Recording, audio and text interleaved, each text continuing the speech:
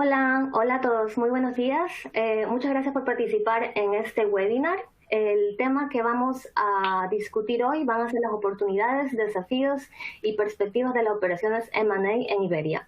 Este webinar está organizado por Refinitiv y en cooperación con Capital Incorporate. Soy María Moreira, especialista de banca de inversión y private equity en Refinitiv, y tengo el placer de estar acompañada por Óscar Arce, del Banco de España, director del Departamento de Estadística y Economía, y también por Borja Cotoner, que es el director de M&A Origination en CaixaBank.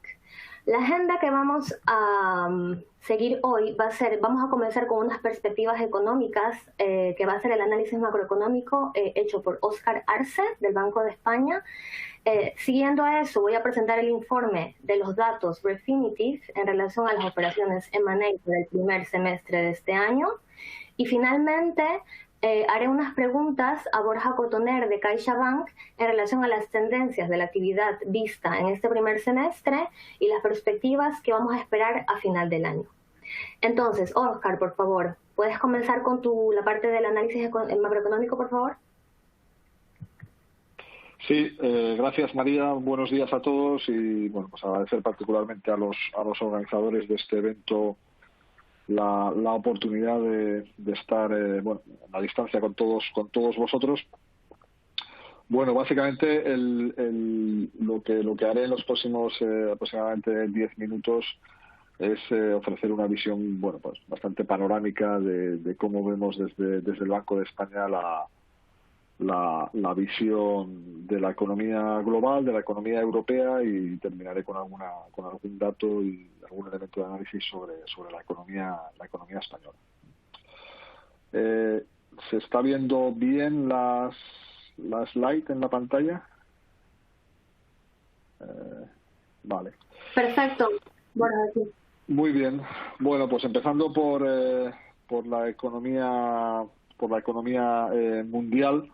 Bueno, hay que subrayar en primer lugar que la pandemia sigue extendiéndose en algunas zonas, en particular en Asia y en Europa. La sensación es que pues la enfermedad está relativamente bien controlada. Sin embargo, pues como todos sabéis, estamos teniendo sorpresas negativas importantes, sobre todo en Estados Unidos y en buena parte del continente americano, de hecho, ¿no? Con especial incidencia en Brasil, donde la sensación es que la enfermedad sigue avanzando con poco control, ¿no? También estamos viendo datos inquietantes en otras áreas emergentes, como pueda ser Rusia, como pueda ser India. Y lógicamente, aunque tenemos peores datos, nos tememos que en otras zonas de bajos ingresos, como pueda ser África subsahariana, pues la epidemia pueda estar también en fase de explosión, digamos, ¿no? Con lo cual, las perspectivas para la economía global, luego me detendré un poco en la visión más reciente que nos ha ofrecido el Fondo Monetario Internacional, en estos momentos son de preocupación importante acerca de la evolución de la enfermedad. Sin embargo, es verdad que en buena parte de las economías avanzadas se está procediendo a una relajación gradual de las medidas de contención, y esto está permitiendo de alguna manera reactivar buena parte, aunque de manera todavía incipiente, gradual, la actividad económica, ¿no? En el panel izquierdo de esta transparencia que tenéis en la pantalla, pues ahí tenéis básicamente la evolución de las nuevas infecciones semanales, que captura un poco esa visión que daba de cierto decoupling entre, por un lado, la evolución razonablemente controlada, aunque con riesgos de rebrotes, como estamos viendo incluso en nuestro país, en Europa y en Asia, y con visos de cierto descontrol, sobre todo, como digo, en el continente latinoamericano. En el panel central, básicamente lo que muestro es una correlación muy grande entre la severidad de las medidas de contención que se adoptaron en distintas fechas en distintos países, pero grosso modo a partir de marzo, y la caída que se produjo en los PMIs, como una proxy del nivel de actividad económica, durante esas primeras 6-8 semanas de confinamiento, hasta finales de abril, básicamente, dependiendo de los países, ¿no? Con lo cual, básicamente, el mensaje es que en aquellos países donde fueron más intensas esas medidas de contención, la caída de la actividad económica fue, lógicamente, mayor, ¿no? De hecho, realmente el principal causante del deterioro económico profundísimo que estamos viendo no es tanto la pandemia per se, sino las medidas que los distintos gobiernos han necesitado llevar a cabo para controlar la enfermedad. Con posterioridad, y ese es el mensaje del panel derecho, desde finales de abril, principios de mayo, en distintos países, incluyendo el nuestro, bueno, pues han iniciado estos procesos de desescalada, de relajación gradual de todas esas medidas de contención, y esto está dando lugar a un aumento de la actividad económica. Y bueno, pues lo que se evidencia ahí es una correlación muy positiva entre, digamos, esa desescalada y los PMIs compuestos, en este caso de servicios y de manufactura, ¿no? Con todo, como veis en la siguiente página, donde resumo básicamente las previsiones que publicó el Fondo Monetario Internacional hace un par de semanas, en las que actualizó las previsiones del World Economic Outlook de abril. Y bueno, las previsiones son las peores desde que se hace esta publicación, ¿no? De hecho, el Fondo Monetario estimaba una caída de la economía mundial en abril del 3% para este año, y en su actualización de junio ha rebajado en 2 puntos adicionales esa caída hasta situarla prácticamente en el 5% para este año, ¿no? Por regiones hay bastante heterogeneidad en lo que tiene que ver con el impacto de la crisis, ¿no? Y aquí, bueno, pues realmente yo creo que nosotros salimos particularmente mal parados, ¿no? Por un lado, si os fijáis, las mayores caídas por regiones avanzadas se concentran fundamentalmente en Europa, tanto en Reino Unido como en la zona del euro, donde se esperan caídas promedio para este año en el entorno del 10%.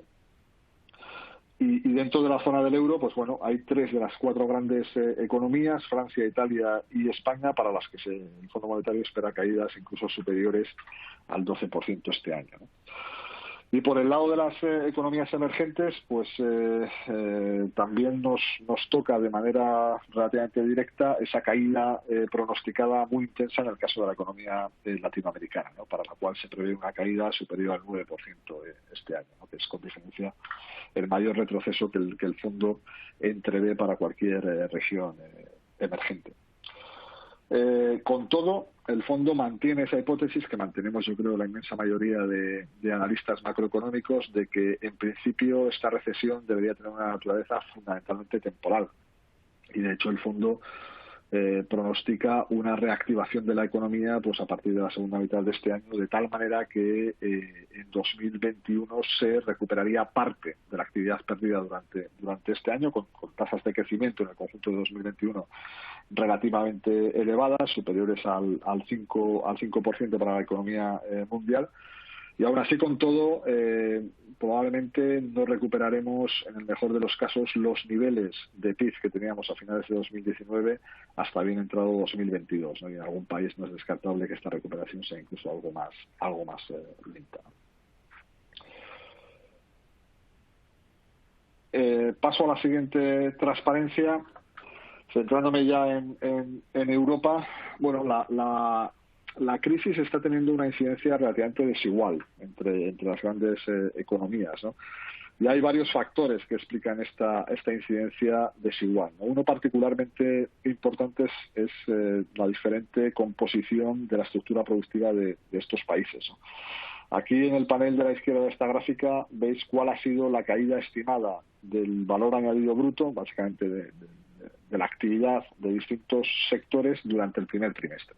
El primer trimestre que solo, si recordáis, en la mayor parte de países europeos, solo supuso el confinamiento durante las 2 últimas semanas del trimestre, ¿no? Pero veis cómo en sectores como el comercio, transporte, hostelería, actividades artísticas, ocio, etcétera, pues las caídas fueron tremendas, ¿no? Superiores incluso al 70% durante esas semanas de confinamiento, ¿no? En el panel de la derecha lo que se aprecia es que el peso de estos sectores, de esto que hemos venido a llamar industrias sociales, es bastante desigual entre las distintas economías grandes de la zona del euro, ¿no? Y aquí de nuevo, bueno, pues España sale relativamente mal parada en la medida en que en nuestro país esas industrias sociales con un fuerte componente de interacción personal pues pesan bastante, ¿no? Como es el caso del comercio, transporte, hostelería y las actividades artísticas, ¿no? Entonces ese modelo productivo pues en esta crisis ciertamente se está comportando como un factor digamos de vulnerabilidad para la economía española. No es el único, hay otros como es la mayor presencia de empresas muy pequeñas en España, de pymes, donde bueno, pues, básicamente tenemos una estructura productiva que es bastante más dependiente de estas empresas pequeñas que en el conjunto de la zona del euro, empresas que, como sabéis, pues suelen, no siempre, pero en general suelen capear peor este tipo de crisis, entre otras razones porque suelen partir de una condición financiera algo más débil que sus competidores de mayor tamaño, ¿no?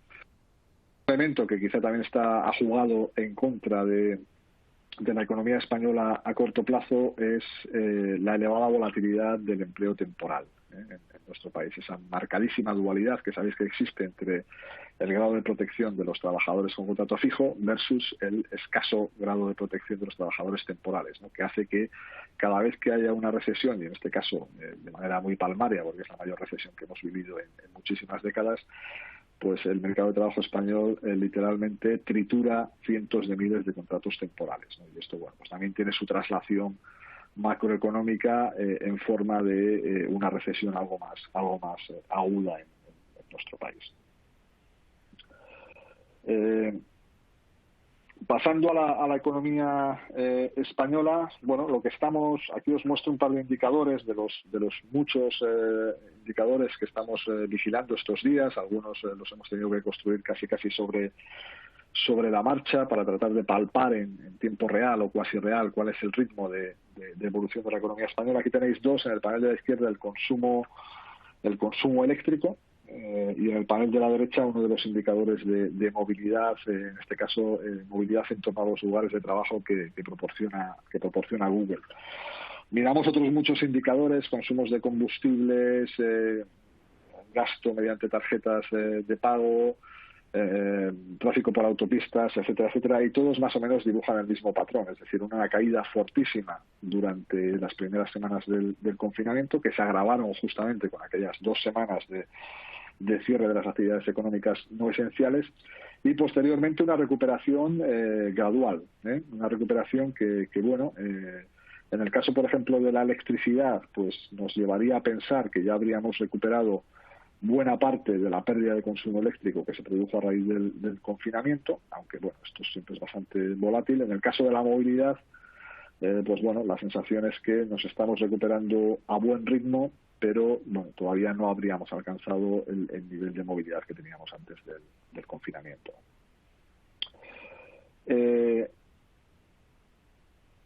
Y bueno, esto básicamente con esta última transparencia os resumo cuál es la visión de corto y de medio plazo que tenemos en el Banco de España sobre la posible marcha de la economía española. Estos datos que voy a comentar a continuación no son nuevos en absoluto, ya los hemos publicado en las últimas semanas en distintos formatos. Pero bueno, básicamente lo que hemos considerado son varios escenarios para este año y para los dos próximos, basados en una serie de hipótesis acerca de cuál puede ser la evolución de la enfermedad y cuál puede ser fundamentalmente el impacto de la recesión que ya estamos sufriendo, fortísima, sobre algunas variables clave del tejido productivo español.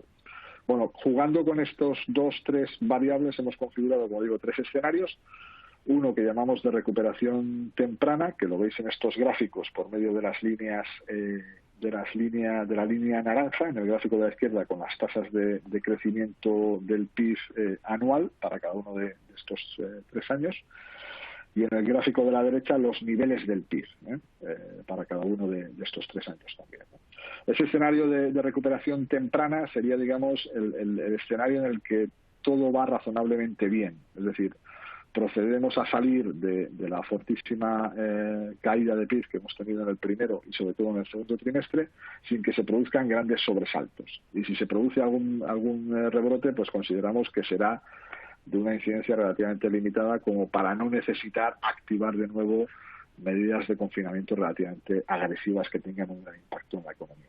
Bueno, en ese escenario, que como digo, es un escenario en el que todo va razonablemente bien dentro de lo que cabe, aún con todo la economía española caería este año en el orden de un 9%. Recordemos que en el primer trimestre ya cayó un 5,2%, según la estimación del propio Instituto Nacional de Estadística. Y en el segundo trimestre, de acuerdo a este escenario, la economía podría llegar a caer en el entorno del 16%. Después consideramos otro escenario donde la recuperación, pues tiene lugar en un contexto en el que se producen rebrotes que pueden suponer la reintroducción de algunas medidas de distanciamiento social, y en el que además asumimos que pues parte de las empresas que están teniendo problemas de liquidez además tienen problemas de solvencia y es posible que tengan que cesar su actividad, con lo cual la capacidad de crecimiento del conjunto de la economía española en ese caso se vería mermada, y esto haría que la recuperación fuera más gradual. En ese caso, pensamos que el PIB podría caer este año en el entorno del 11,5%, con una caída ya en este segundo trimestre pues ligeramente superior al 20%. Como veis, manejamos rangos que son inusualmente amplios. Nosotros normalmente solo publicamos una senda de crecimiento previsto del PIB. En esta ocasión estamos publicando varias porque realmente el nivel de incertidumbre sobre lo que le puede pasar a la economía española, incluso lo que le está pasando en estas semanas, es verdaderamente elevado, ¿no? Estos dos escenarios configuran una banda, un intervalo que pues nosotros consideramos todavía a fecha de hoy pues como un intervalo razonable, en el cual con la información de la que disponemos en este momento pues podría situarse ese crecimiento de la economía, o esa caída, mejor dicho, de la economía española en 2020. No obstante, no descartamos que se produzcan algunos, o que se materialicen algunos elementos de riesgo. Es decir, no es descartable, lógicamente, que se produzcan rebrotes de la enfermedad más intensos que los considerados en los dos escenarios anteriores, que fuercen de nuevo a las autoridades a llevar a cabo medidas de distanciamiento social que tengan un efecto relativamente disruptivo en la economía, ¿no? Además, en ese escenario de riesgo, pues damos más peso a esa eventualidad en la que algunas empresas tienen que cerrar, no pueden seguir adelante, y además consideramos la posibilidad, que no es en absoluto descartable, aunque de momento la verdad es que no estamos viendo grandes problemas, pero no es descartable que en el futuro pues se produzca algún tipo de disrupción en el ámbito financiero. Si esto llegara a producirse, insisto, no es algo que estemos viendo a gran escala, ni mucho menos en estos momentos, pero bueno, también tenemos la experiencia de la crisis pasada, de que cuando la recesión, la crisis, el deterioro económico alcanza al sector financiero, pues lógicamente la crisis tenderá a ser más profunda y duradera. Bueno, en ese escenario que aparece ahí reflejado con una línea verde, conjugamos estos tres factores de riesgo: rebrotes más o menos intensos, un cierto efecto estéresis negativo sobre el tejido productivo, y además consideramos la posibilidad de que se produzca un cierto endurecimiento en las condiciones financieras. No es nuestro escenario central a fecha de hoy, ni mucho menos, pero por un principio de cautela y de prudencia, pues hemos considerado apropiado tener en mente un escenario de estas características, que en particular en este caso sería consistente con una caída del PIB para este año del 15%. Y un poco como decía antes, y como creo que prácticamente la mayor parte de analistas están considerando, creemos que en la segunda mitad de este año ya se producirá esa recuperación con distinta intensidad según los escenarios considerados, y de cara a 2021, en todo caso, pues como veis en el panel de la izquierda, estaríamos considerando en los tres escenarios crecimientos relativamente robustos del PIB, ¿no? Y un poco, como decía antes, en el contexto de las previsiones globales del Fondo Monetario, si os fijáis en el panel de la derecha, que habla de los niveles del PIB, pues solamente en el escenario más positivo, en ese escenario de recuperación temprana, conseguiríamos en 2022, hacia finales de 2022, recuperar el nivel de PIB que teníamos a finales de 2019, ¿no? En los otros dos escenarios, pues nos quedaríamos todavía por debajo de ese nivel de partida de 2019.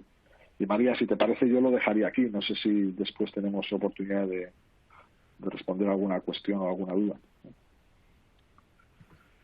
Yo pienso que está bien por el momento. Al final del webinar dejaremos abierto para algunas preguntas-respuestas que quizás podríamos volver a esta parte. Muy bien, gracias. Muy bien, Oscar. Muchísimas gracias por tu intervención. Era muy importante este análisis para situar un poco lo que viene en las siguientes partes de la agenda. Entonces, lo que voy a hacer ahora sería, yo voy a pasar las diapositivas. Muy bien. Ok, entonces, nuevamente, soy María Moreira, especialista de banca de inversión en Refinitiv, y me gustaría comentar en la segunda parte de este webinar las conclusiones del informe M&A. Con fuentes de Refinitiv. El jueves pasado sacamos nuestro nuevo informe de operaciones M&A y lo que vamos a hacer en esta parte del webinar es discutir los importes de las transacciones en España y Portugal y ver un poco las transacciones más importantes en valor. ¿Ok? Siguiente diapositiva. Lo más importante a retener en relación a los números que salieron en el informe es que el volumen anunciado es 6% mayor a la primera mitad del año pasado. Esto básicamente ha sido impulsado por la fusión de las filiales británicas de de Telefónica y de Liberty, O2 y Virgin Media, que comentaré un poco más adelante. En relación al número de operaciones, este disminuye claramente un 44%, siendo el número más bajo registrado desde hace 23 años. Necesito poner mi cámara un segundo. Ahora sí. Muy bien. Ok, vamos entonces a la siguiente diapositiva. Es importante entender que lo que vamos a presentar ahora, la evolución de importes de transacciones M&A, va a ser siempre en valores anunciados. ¿Ok? Esto es lo que vamos a discutir en las siguientes diapositivas. Entonces, este primer gráfico, ¿me pueden por favor confirmar que vemos esta primera slide?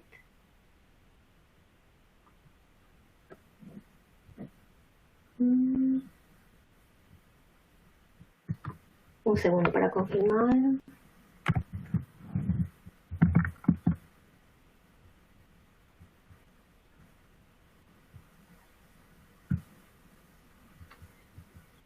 Bueno, comenzando. Sí, perfecto. Ok, me confirman que ya podemos ver la slide. Entonces, primeramente, en este primer gráfico vemos la evolución de operaciones M&A anunciadas para los primeros trimestres en los últimos 20 años. Lo importante a notar de esto es que el volumen agregado de operaciones M&A anunciadas para este semestre en España han sido de 28.943 millones de euros. Esto representa el 6% más de lo que fue registrado el semestre del año pasado. Y es importante notar que esto lo movió mucho la transacción de O2 y Virgin Media, la cual vamos a comentar un poco más adelante. Algo interesante de notar en relación a este gráfico, que los niveles de operación que estamos viendo en este primer semestre todavía no son tan bajos como los registrados en la crisis del 2009. Es importante hablar sobre esto también. Siguiente slide, espero que todos me sigan. Perfecto. Muy bien. En este gráfico podemos ver también la evolución de transacciones M&A por mes, ¿ok? Estamos comparando 2020 y el 2019.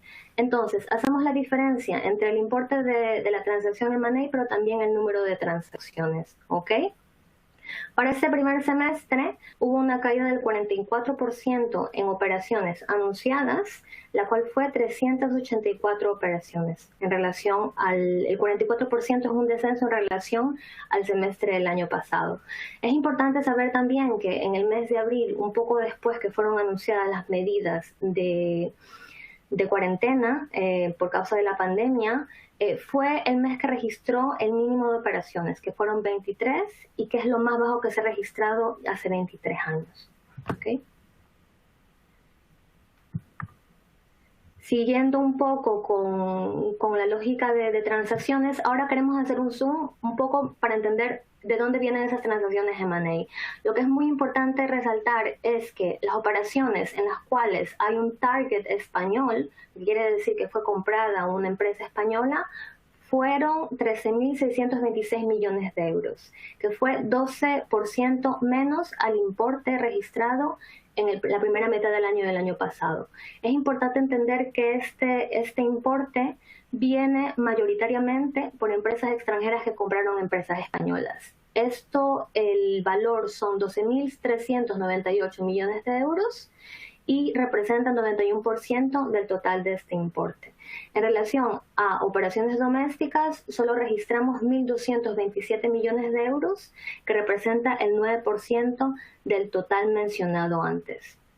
En las barras de la parte izquierda podemos ver específicamente los países que son compradores más de empresas españolas. Sobre todo vemos a Estados Unidos con un importe de 5.382 millones de euros, seguido por Francia, por la transacción que hubo con Total, de ahí siguiendo Alemania, 1.793 millones de euros, Portugal, Suiza y después otros países. En el gráfico de la derecha podemos ver la evolución de transacciones M&A anunciadas cada mes, pero también hacemos la diferencia de outbound, inbound y domestic. Outbound nos estamos refiriendo a todas las empresas españolas que han comprado extranjeras, inbound más de la inversión extranjera, si lo podemos decir así, o sea, más empresas extranjeras que están comprando empresas españolas, y domestic nos referimos a empresas españolas, un poco los deals que pasan, que se quedan domésticamente de forma local. En la siguiente diapositiva vamos a hacer un zoom más en las transacciones en las cuales son empresas españolas comprando targets extranjeros.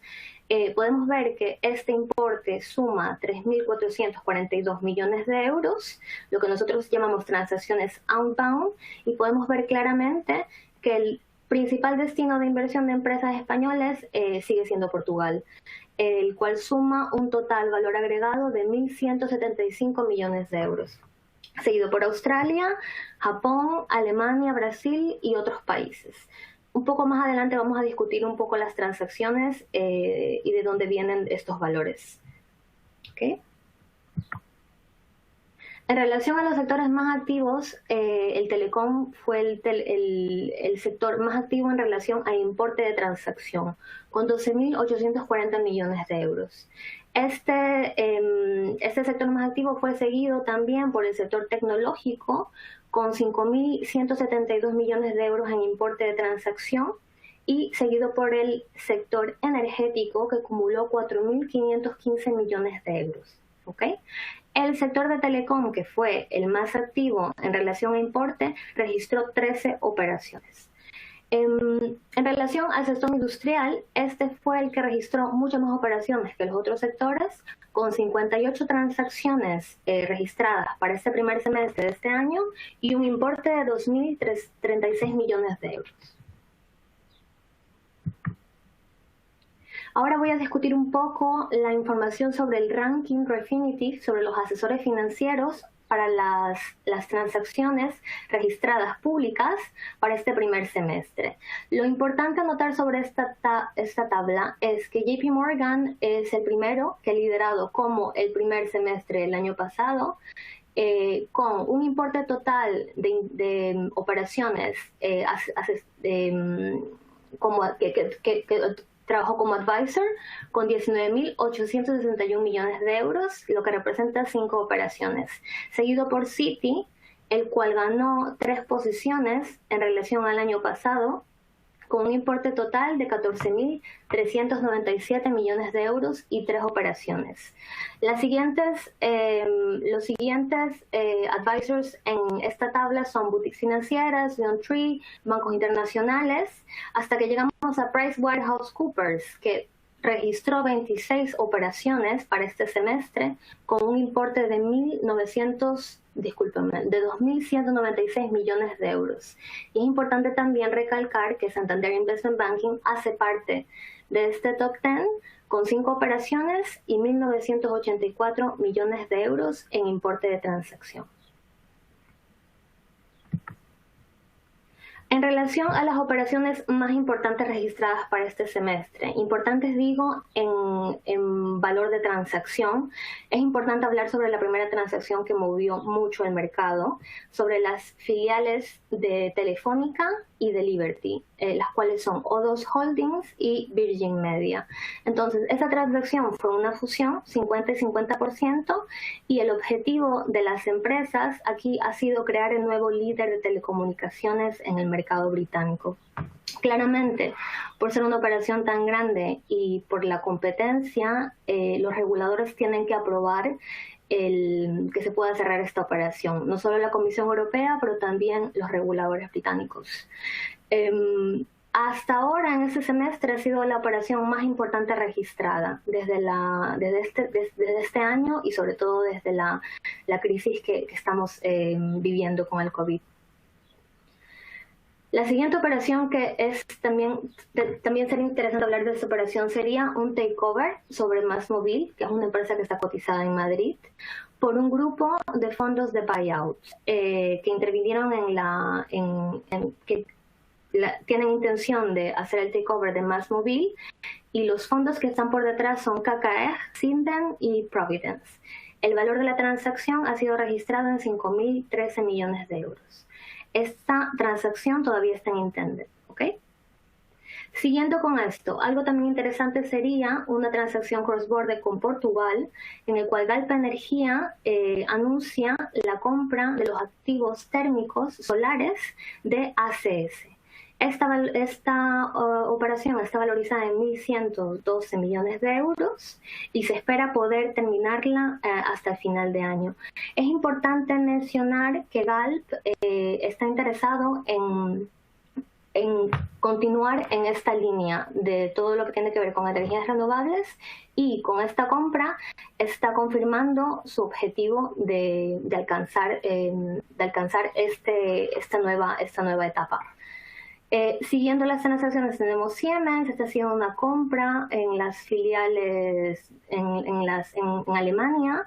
La siguiente transacción que también podría ser muy interesante hablar sería Cellnex Telecom, que es un servicio de telecom en España, que anunció la compra de Ontel, y que es una empresa también de telecom en Portugal, por 800 millones de euros.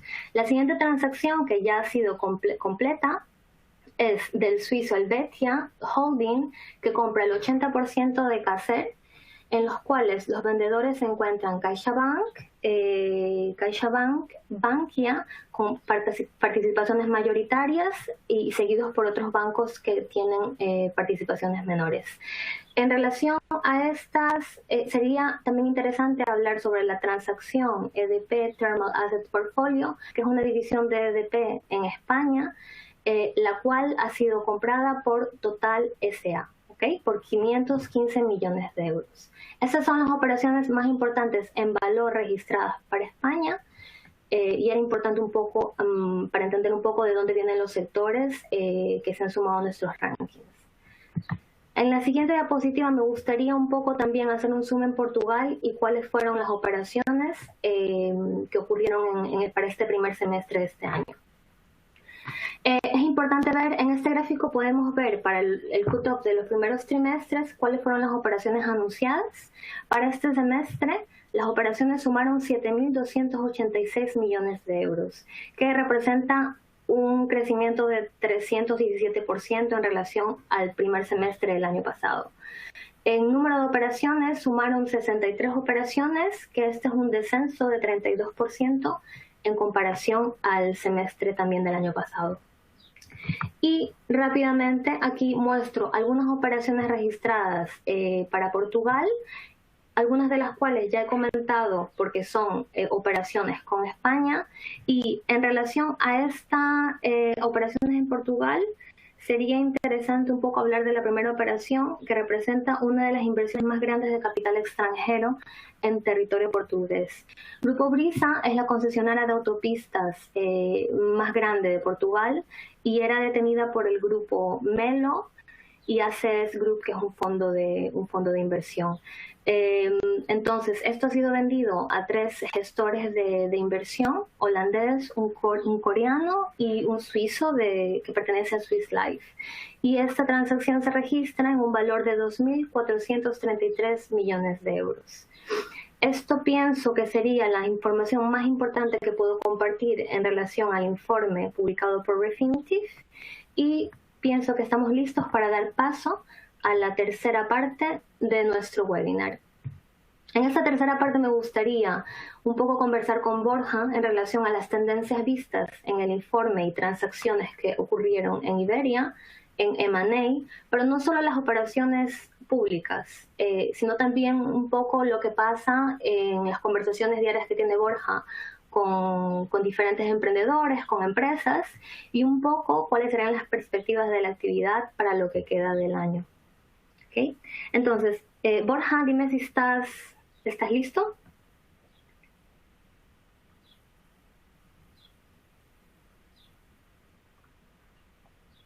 Borja. Estoy listo, estoy aquí listo y preparado. Muy bien, Borja. Ok, entonces vamos a comenzar con la primera pregunta. Dime un poco qué piensas de estos números que acabamos de ver, del informe Refinitiv, las operaciones. La verdad es que son un poco mega operaciones con valores bastante importantes. Y quizás lo que nos interesa saber aquí es tu perspectiva en relación a esto, pero también saber si a principio de año esperabas este tipo de números y operaciones, y un poco también lo que está pasando en quizás las más pequeñas y medianas empresas. Podríamos comenzar por esto. Perfecto. Oye, pues nada, lo primero, muchísimas gracias a Refinitiv y Capcorp por ofrecer la oportunidad de participar en el webinar. Y nada, lo segundo, espero que estéis bien, que todos los que estéis participando en el webinar estéis bien y estéis llevando la situación lo más posible. Pues la verdad es que, obviamente, intentando por el final, nadie se esperaba, ¿no? Al final de año una situación como la actual, yo creo que esto es difícil de predecir.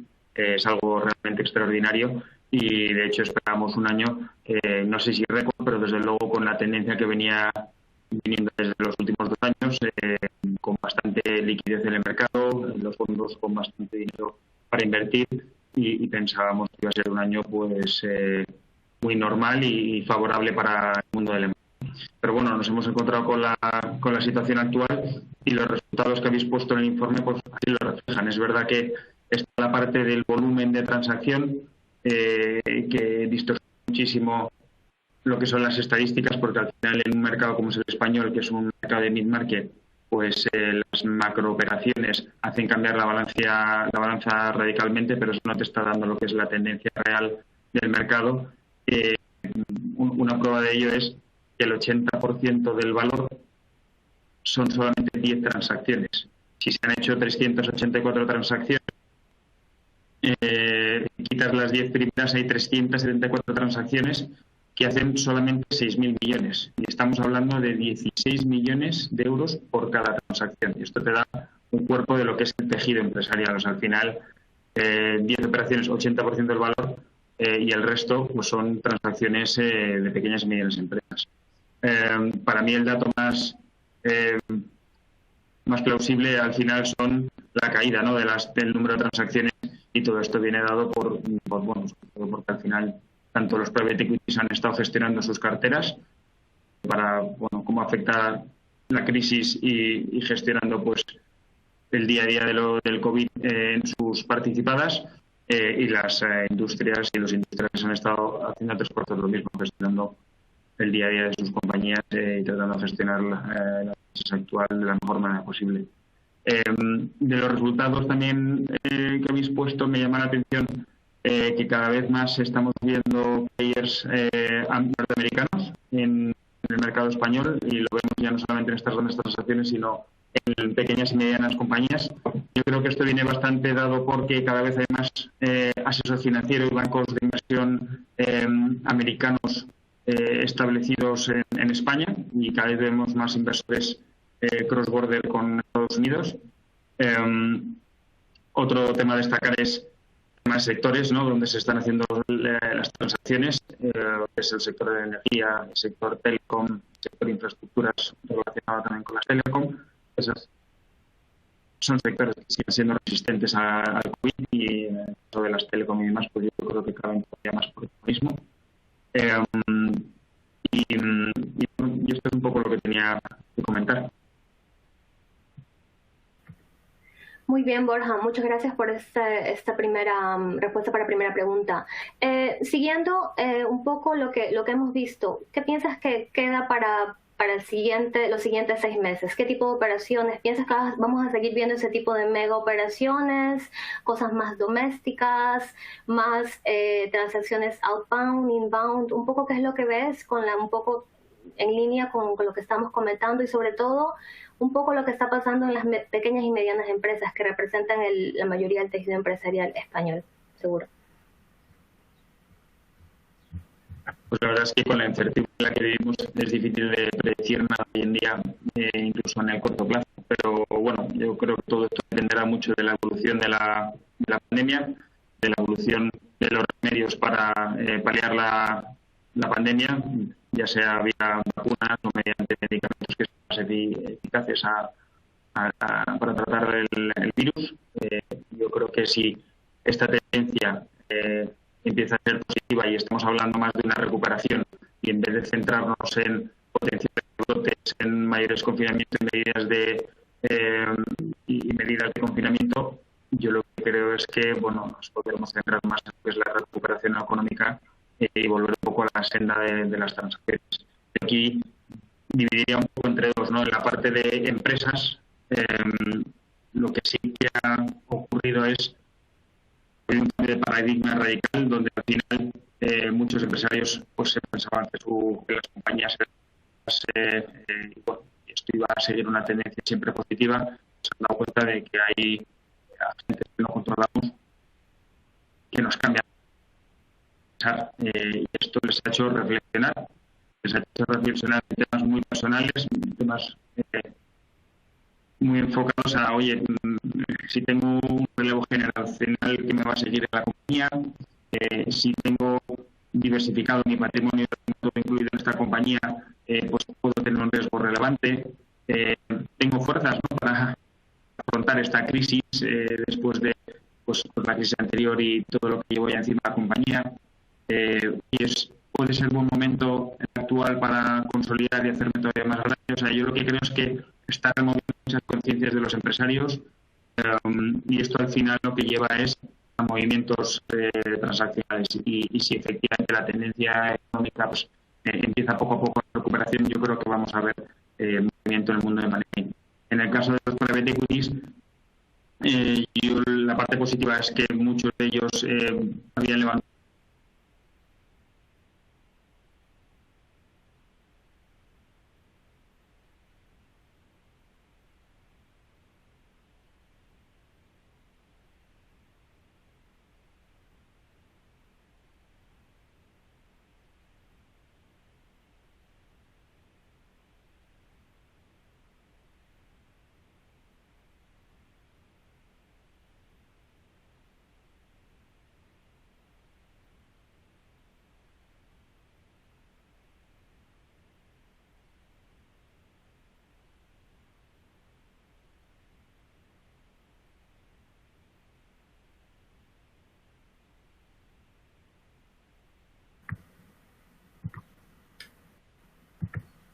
Parece que perdimos a Borja. Esperemos unos segundos hasta que se conecte.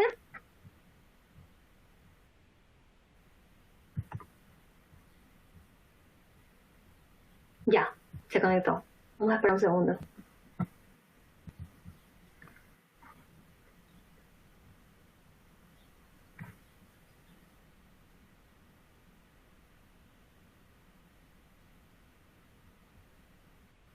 Perfecto.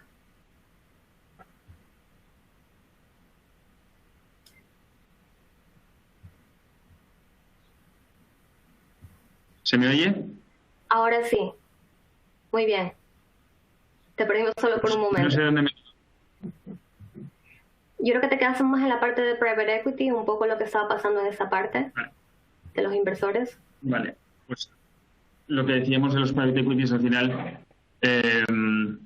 que por suerte al fin los fondos en general levantaron bastante dinero antes de la crisis. Hay bastante liquidez en el mercado por el momento.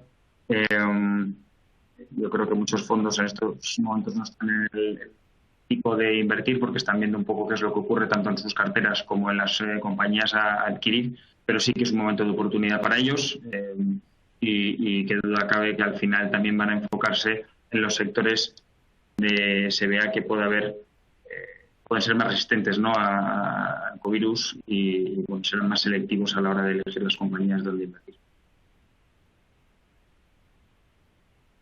Ok, muy bien. Y un poco en línea con lo que nos estás contando de la inversión en private equity y un poco los drivers principales que están moviendo a las empresas. ¿Piensas que todavía el M&A es una salida para las empresas? ¿Es algo común que se ve? Un poco para entender las operaciones que van a pasar ahora hasta final de año.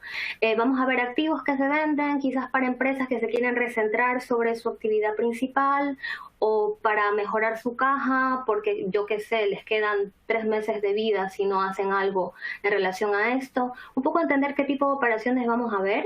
Y también, si nos puedes un poco comentar las valorizaciones, qué es lo que vamos a ver en relación a eso y en relación a los múltiplos. Pues sí, yo creo que vamos a ver todo tipo de transacciones, ¿no? Qué duda cabe que hay sectores que se han visto más azotados. Es verdad que yo aquí dividiría, ¿no?, entre sectores que de alguna manera salen más reforzados o más estables, como puede ser el mundo online, el mundo de alimentación Horeca, el mundo de los BPO, el IT, el mundo de higiene, el mundo de farma.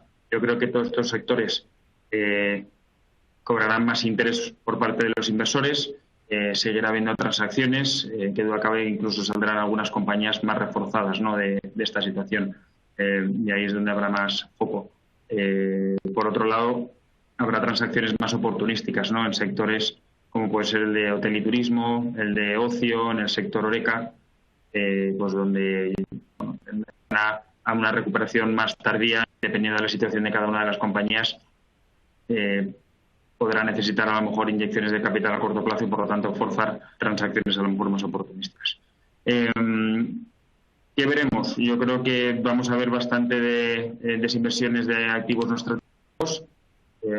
Todas estas crisis al final lo que hacen es el foco en centrarse en los negocios core y yo creo que las desinversiones en partes que no aportan a las compañías es algo que sí que vamos a ver en el corto plazo. Yo creo que también build-ups, los fondos participadas buscarán crecer, intentarán aprovechar el momentum para hacerse más grandes si les pillan un momento de liquidez bueno.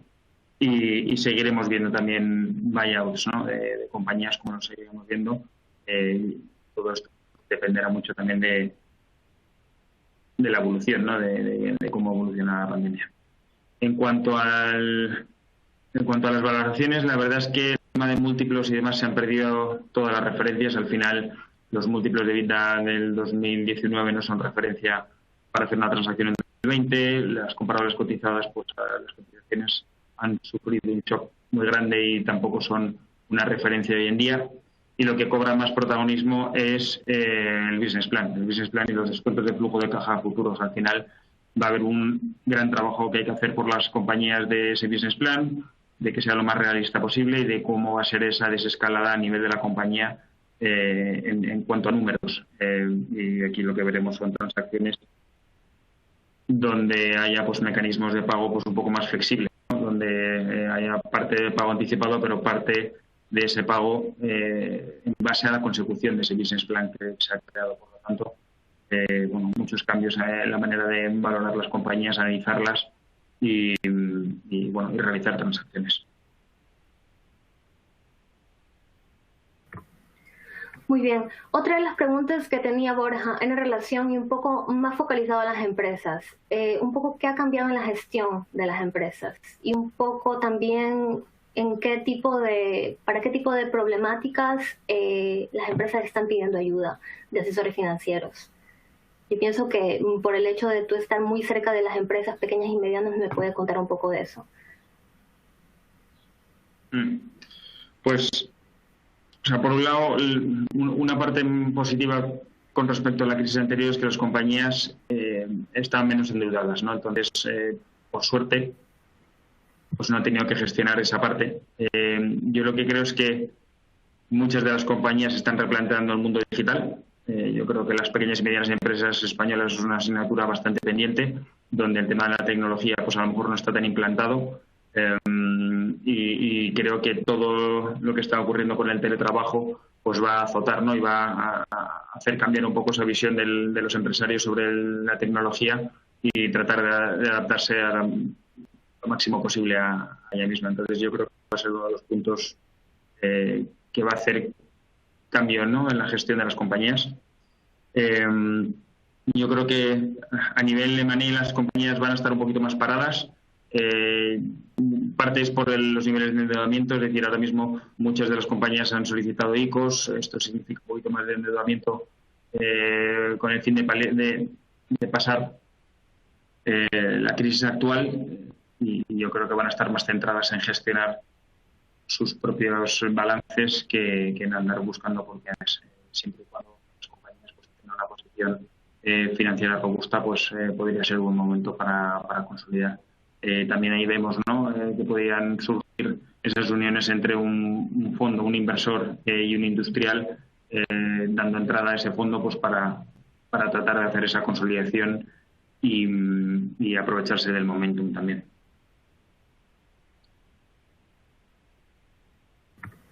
Muy bien, Borja.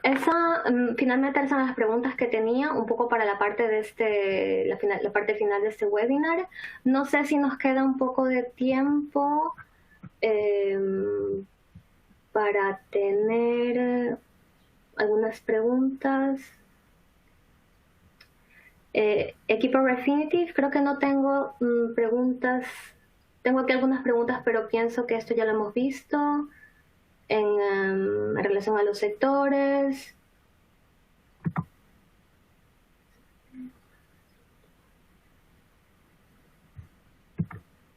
Un segundo.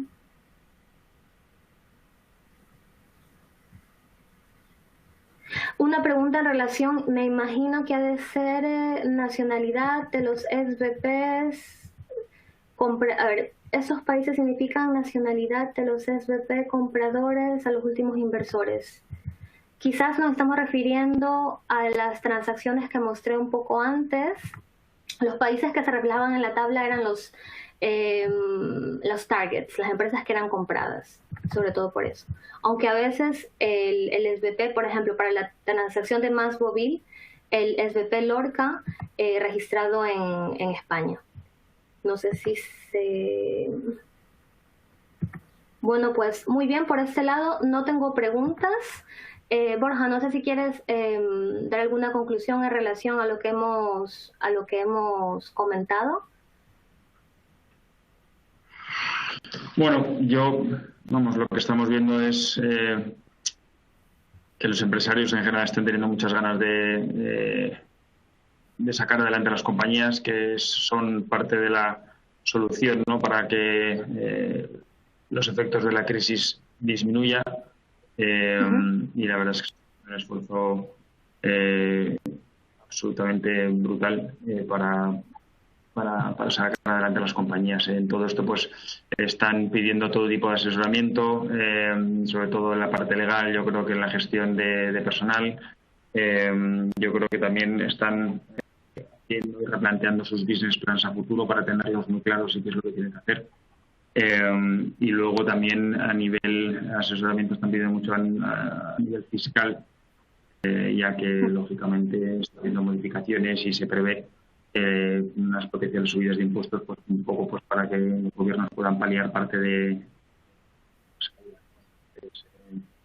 Yo creo que esos son un poco los sectores donde está habiendo más asesoramiento. Y luego en el mundo transaccional, como al final las transacciones no van a ser como venían siendo, ¿no?, que a lo mejor eran más sencillas en el sentido que compraban una compañía, pagaban el precio y se iban. Ahora yo creo que la creatividad al poder en los mecanismos de pago, a la hora de discutir el business plan, a la hora de analizar la compañía, a la hora de analizar los run rates y cómo se está comportando la evolución del año del 2019, o sea, 2020 versus el 2019. Yo creo que se está haciendo un análisis muy a corto plazo, exhaustivo sobre las compañías, monitorizando los efectos un poco a futuro, ¿no? Yo creo que ahora mismo las compañías están muy enfocadas a esa parte.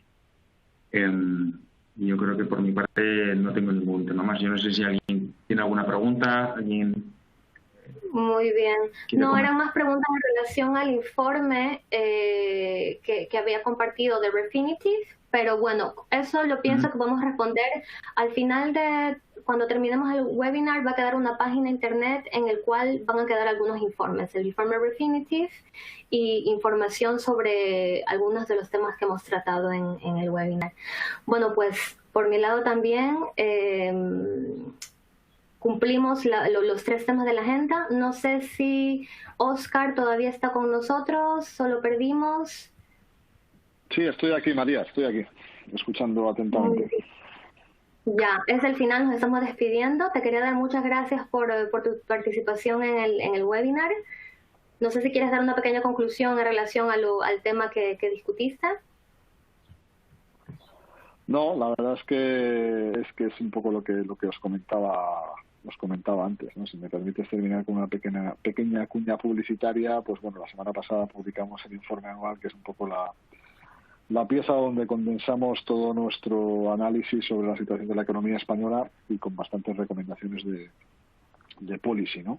Con lo cual, bueno, pues si alguno de los oyentes está interesado en entrar en algunos de los detalles que están en ese informe, pues bueno, está colgado en la web del banco y bueno, pues ahí encontraréis una visión bastante más detallada de la que he podido dar en estos minutos, ¿no? Por lo demás, bueno, pues como siempre un placer colaborar con vosotros. Muy bien, Oscar. Muchas gracias, Oscar. Muchas gracias, Borja. Gracias a Capital and Corporate y gracias al equipo de Refinitiv para la organización de este webinar. Eso es todo. Muchísimas gracias. Gracias. Hasta luego. Adiós. Hasta luego.